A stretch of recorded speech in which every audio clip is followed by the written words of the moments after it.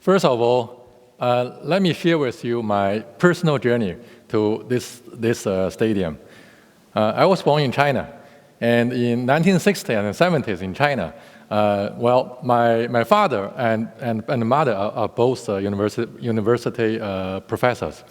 And in 1960s and 70s in China, the university professors are pretty much paid at the same salary as the assembly workers. So I had a childhood life, very basic materially, but very rich spiritually. Now, there was one time when I was about 10 years old, and we only had 14 Chinese yuan left, 3 weeks before the payday.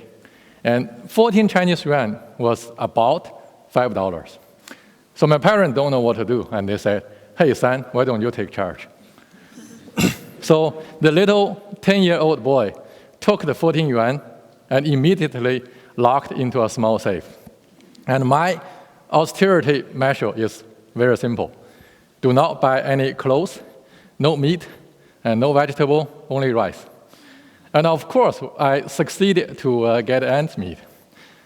Now, but this is a family which told me about the importance of education and also the power of knowledge. I came to Canada in 1987 to complete my master's degree, and then went on to complete a PhD degree in material science from University of Toronto. And I started my career on solar cell research in Ontario Hydro, which is now OPG. And in 1998, Canada introduced its first climate change measures. So I'm fortunate to become one of the first group of scientists and industrialists to develop the commercial measures, commercial solutions to combat the climate change.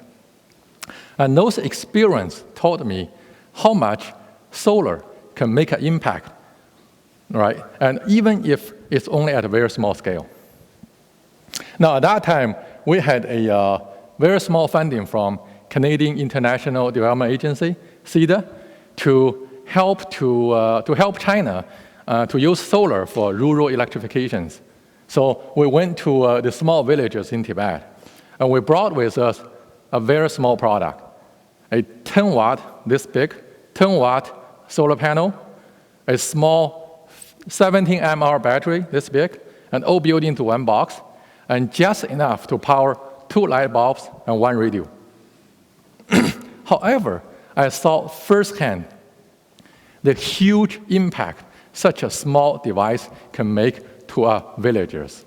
And I can't help to think, right, how much solar can accomplish if only we can use it in a bigger scale. And that was in 2001.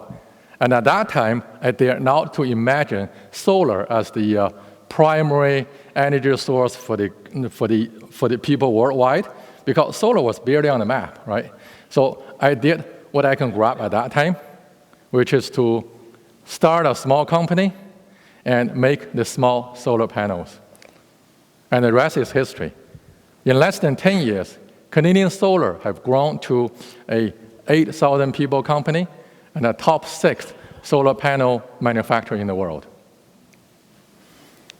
So now let's look at the cost and affordability of fossil fuel versus renewables.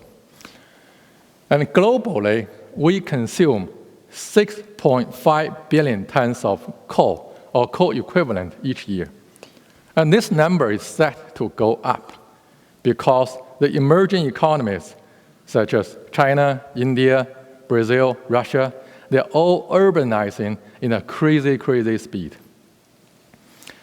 Just by coincidence, recently, BP, Exxon, and Shell all gave out a very sober view on the energy consumption and energy supply for the world. And in short, the prediction is that in 4 to 5 years, the easy-to-access oil and gas will start to fall short of the projected demand. And this is regardless whether there's unrest in Middle East or not. And this is only part of the story because roughly only half of the utility bill we pay is for the energy generation at the coal-firing or nuclear power plants, hundreds kilometers away.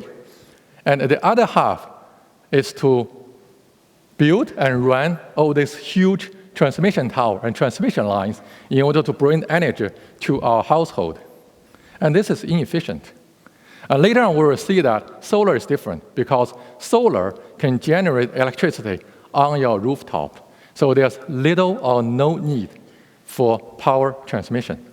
Now, the cost of fossil fuel is more than just filling up our tanks or powering the houses. Now, for example, the BP oil spill. That one explosion on the deep water horizon killed 11 people and injured 17 others. And the total cost to the public is still untold, but just the cleanup and legal cost is on the way to reach 40 billion, right? And 206 million gallons of crude oil gashed into the Gulf of Mexico. Now, this is a bigger accident, Chernobyl. That one nuclear disaster had a cost well over $200 billion US. And I haven't even ventured into the kind of permanent negative impact to the climate because of a dependence on the fossil fuel. Now, another example. Each year, the air pollution and fires caused by the kerosene lamp is responsible for the deaths of thousands of people. And most of them are in Africa, where the sun is just abundant. So, what if we just look up for solutions? Now, more solar energy reached the Earth in 1 hour than energy we consume globally in 1 year. Now, everybody here agrees that solar energy and other renewables are good for the environment and also good for the future. And many governments around the world are giving out incentives for people to install the solar systems. Now, indeed, the solar and wind systems have a high upfront installation cost, just like the big coal-firing plant and the nuclear plant. However, these costs pay themselves off over time because the modern-day solar and wind system can last 20 to 30 years. And the cost is going down. Just one example, in the past 5 years, the global average selling price for the solar panel has gone down more than 60%. And meanwhile, Germany, for example, which is the largest solar market in the world, have seen their solar feed-in tariff, which is the fee the government pays for people to generate, to buy the electricity generated by the solar system. That solar feed-in tariff in Germany have dropped from over 50 cents euro per kilowatt hours to about 20. And at 20 cents per kilowatt hours, the solar feed-in tariff is at the same level of their retail utility rate. So the question is, how do we bring the cost of solar down in this country? Well, the answer is also simple. Number one, the scale of economy. Germany is installing 7-8 gigawatts of solars every year. Well, here in Ontario, we may be installing 300 megawatts this year. Second, the advance of battery technology so that you can store the extra energies. Because solar is intermittent, it can come in a big surge when the sun comes out. And number three, low-cost financing. People have to be able to buy the solar system using the mortgage loan, just like they buy their houses. And this is happening in many parts of the world. Now, just here in Ontario, the progressive government initiatives are encouraging the local content, and those policy initiatives have helped Canadian Solar to create up to 500 manufacturing and engineering jobs in this province. So let's turn on the imagination. Amazingly, the electricity grid system we are seeing today is only 100 years old. And even 100 years ago, it was a toss-up between the distributed DC, which has Edison at the forefront, against the centralized AC system, which is invented by Tesla.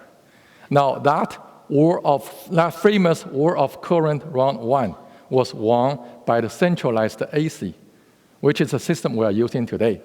And this is due to the scale of economy rather than the efficiency of the long-distance transmission. Actually, the long-distance power transmission is not efficient.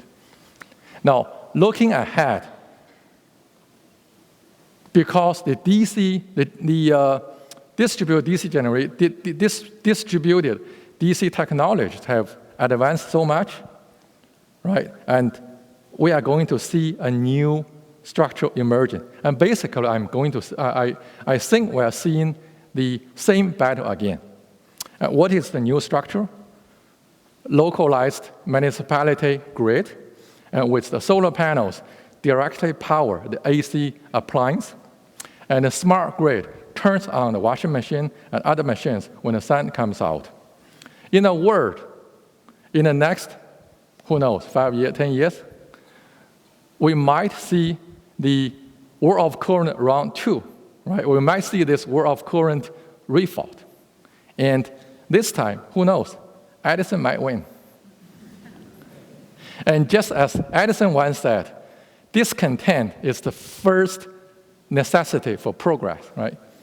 And if we let our environment continue to suffer such unsustainable pressures, and if the environment can speak, I think the environment will be the first one to voice its discontent.